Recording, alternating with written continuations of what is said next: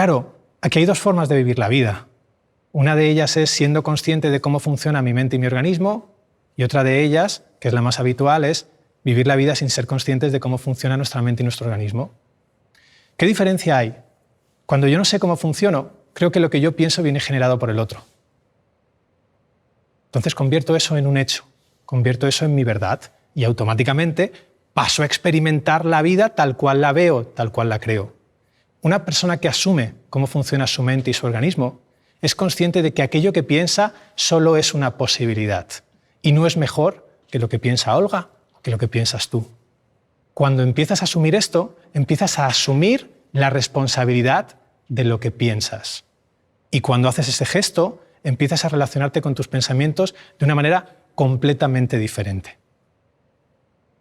Y esto da pie a la segunda característica, que es que sentimos lo que pensamos. Cuando yo pienso que realmente se están comiendo mis ovejas, mi cuerpo reacciona como si eso fuese una realidad.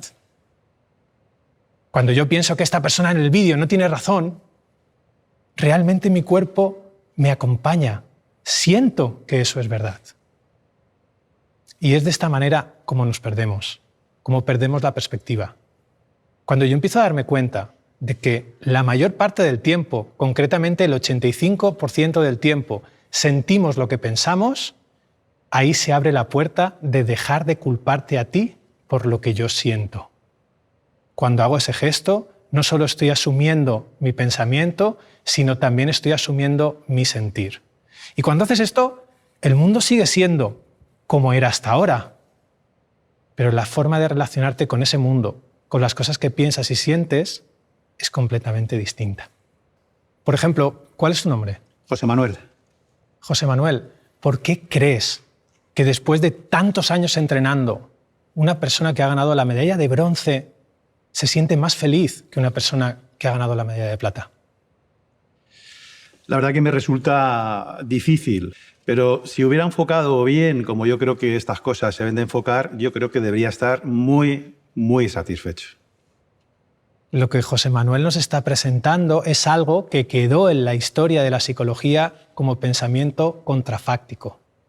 Y esto quiere decir de que las cosas que parecen razonables, como por ejemplo, yo debería sentirme mucho mejor si gano una medalla de plata que una medalla de bronce, no siempre se cumple. Y también nos ha dado la clave. Mientras las personas que ganaban la medalla de plata pensaban cosas del estilo «he estado a punto de alcanzar el oro», aquellas que ganaban el bronce y se subían al podio en el tercer lugar pensaban cosas del estilo «uf, estaba a punto de quedarme fuera del podio». ¿Os dais cuenta la influencia que tienen los pensamientos sobre nuestra experiencia de vida? ¿Os dais cuenta de que una cosa es la vida pensada? Es mejor ganar una medalla de plata que una de bronce. Y otra cosa muy distinta es la vida vivida. Somos expertos pensadores. Nos encanta pensar la vida en lugar de vivirla. Hola David, me llamo María José. Hoy en día estamos rodeados de mensajes que nos empujan a ser felices. ¿Crees que pensar en positivo nos ayuda a ser un poco más felices? Que tú no piensas. Piensa tu cerebro. Y lo hace con la misma naturalidad que tus pulmones bombean aire o tu corazón bombea sangre. Es su función pensar. Por lo tanto, deja en paz a tu cerebro. ¿Puedes permitir que tu cerebro piense lo que piense? ¿Puedes permitir que tu corazón bombee como bombee? ¿Puedes permitir que tus pulmones inspiren y expiren el aire que tú realmente necesitas? La respuesta de muchos cerebros ante esta pregunta es no. ¿Cómo vamos, María José, realmente a ser más positivos, a pensar más positivo? Si no soy yo quien piensa, es mi cerebro. Cuando yo empiezo a intentar cambiarme, a intentar que mi corazón no lata así cuando me acerco a una chica que me gusta, voy a tener problemas de equilibrio. Voy a tener problemas de oxígeno, probablemente me caiga redondo. ¿Por qué le pedimos a nuestro pensamiento que sea de una manera diferente? No tiene ningún sentido. Esto solo lo hacemos cuando no sabemos cómo funciona nuestra mente y nuestro organismo. Y no digo que esto esté mal, Digo simplemente que en cuanto empezamos a aprender cómo funcionamos, nuestra perspectiva cambia, ya no queremos tener el control y se abre la posibilidad de empezar a relacionarnos con nuestro pensamiento de una manera completamente distinta. Cuando yo empiezo a asumir en mi día a día de que aquello que pienso no es un hecho, sino una propuesta de mi cerebro para vivir una situación de vida, empiezo a abrirme a la posibilidad de no querer cambiarlo, de empezar simplemente a mirar cómo yo me relaciono y empezar a trabajar en nuestras relaciones como echarse novia a un novio. ¿Pero es un pensamiento?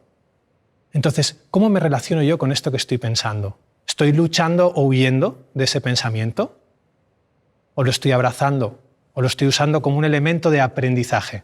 Normalmente ya os digo que cuando investigamos esto en el laboratorio, la mayoría de personas luchan o huyen de sus pensamientos. Y una de las formas más aceptadas es tratar de cambiarlo, tratar de hacerlo más positivo. Todo el tiempo nos comportamos como si aquello que sentimos viene generado por los demás. Y estamos cansados de ver que personas que viven situaciones de vida muy similares tienen la capacidad de reaccionar de maneras muy diferentes. Por ejemplo, una ruptura sentimental. No todas las personas que les deja la pareja se sienten igual. Para unos pueden entrar en un episodio muy oscuro de su vida y otros pueden decir, uff, lo que me he quitado de encima. Si nosotros nos metemos dentro de la cabecita de esas personas, descubriremos que están pensando y sintiendo cosas. Es realmente cuando mi cerebro piensa no voy a encontrar a nadie que me quiera, que yo empiezo realmente a vivir esa ruptura como una pérdida, como algo muy intenso, como algo doloroso. Pero fijaos que si esa situación de vida viene acompañada de un pensamiento del tipo ¡fuh! De la que te has librado, vaya piñora que te has quitado de encima, la misma experiencia que puede ser una ruptura sentimental la vivimos de manera muy diferente. Imaginad que, no sé, saliendo del plató os torcéis un tobillo, como diría mi abuela, no quiera Dios, pero imaginad que os torcéis un tobillo, os hacéis una lesión y os tienen que escayolar durante 40 días. ¿Qué está ocurriendo ahí a nivel fisiológico, a nivel muscular? Realmente cuando vosotros dejáis de usar la pierna porque tenéis esa lesión, estáis perdiendo un 5% de masa muscular a la semana y un 2% de masa ósea al mes. Esto es una premisa de todo organismo vivo y se llama usar o tirar. Pues esto que es aplicable en fisioterapia y todos conocemos a un brazo, a una pierna o a un músculo, también es aplicable a nuestros pensamientos. Entonces, en cada situación de vida, mi cerebro hace su función, que es proponer un pensamiento, y yo puedo decidir si usarlo o no. ¿Cómo se hace esto? Con la atención. Cada vez que yo presto atención sostenida a un pensamiento, mi cerebro está interpretando que ese pensamiento es útil y, por lo tanto, la probabilidad de que me lo vuelva a proponer en una situación de vida similar aumenta. Si mi cerebro me hace una propuesta y yo no le presto atención sostenida, tenemos el caso opuesto. La probabilidad de que mi cerebro me lo vuelva a proponer en una situación de vida similar disminuye. En cierto modo, nuestro cerebro está todo el tiempo que nosotros le digamos si este pensamiento es útil o no. ¿Pero qué ocurre?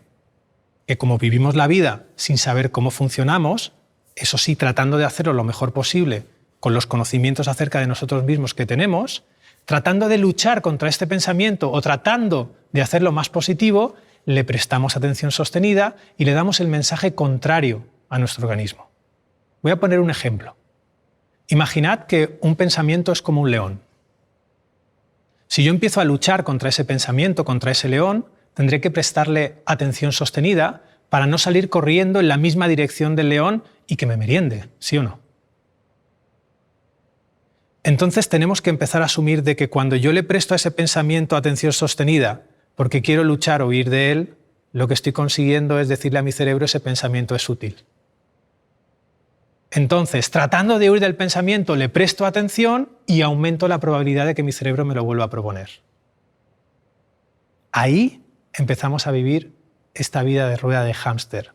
Ahí empezamos realmente a, tratando de huir de estos pensamientos que no aparezcan, darle más protagonismo en nuestra vida. Y no lo hacemos, lo siento por la palabra, porque seamos idiotas. Lo hacemos simplemente porque no sabemos cómo funciona nuestra mente y nuestro organismo. Así que, cerrando esta idea, cada vez que tu cerebro hace su función y es proponerte un pensamiento, en lugar de luchar o huir de él, puedes pararte y preguntarte, ¿me sirve este pensamiento para vivir este momento? Pero ya os digo que este proceso de reeducar nuestro cerebro no tiene nada que ver con cambiar a los demás. No tiene nada que ver con una búsqueda externa, sino más con un asumir. Asumir las cosas que pienso, asumir las cosas que siento. Esto lo único que hace es devolverme la responsabilidad de lo que pienso y poder descansar de la dura tarea de estar culpando a todo el mundo por lo que siento, de estar culpando a todo el mundo de lo que pienso.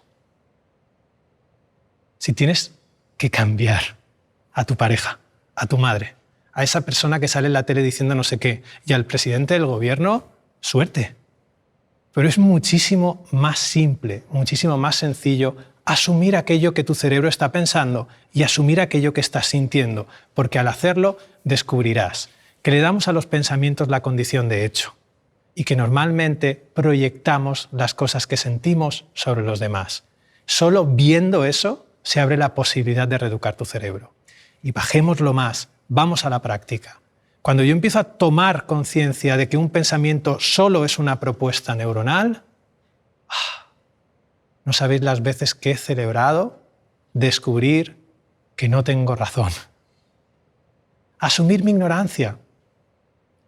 Parece realmente que equivocarnos, que asumir esa ignorancia sea un fracaso, pero si no la asumimos no aprendemos. El error es una gran oportunidad. Es la oportunidad de darte cuenta que no sabes. Y aquí ocurre algo muy curioso. Solo el que se da cuenta de que no sabe, mira. Cuando crees saber, no miras. Y ahí nos encontramos un reto. Y es dejar únicamente de pensar la vida y comenzar a vivirla. Muchísimas gracias por acompañar en este ratito, en este pequeño laboratorio mental que juntos hemos hecho aquí hoy en este plató. Y muchísimas gracias sobre todo por atreveros a descubrir cómo funciona vuestra mente y vuestro organismo. Gracias.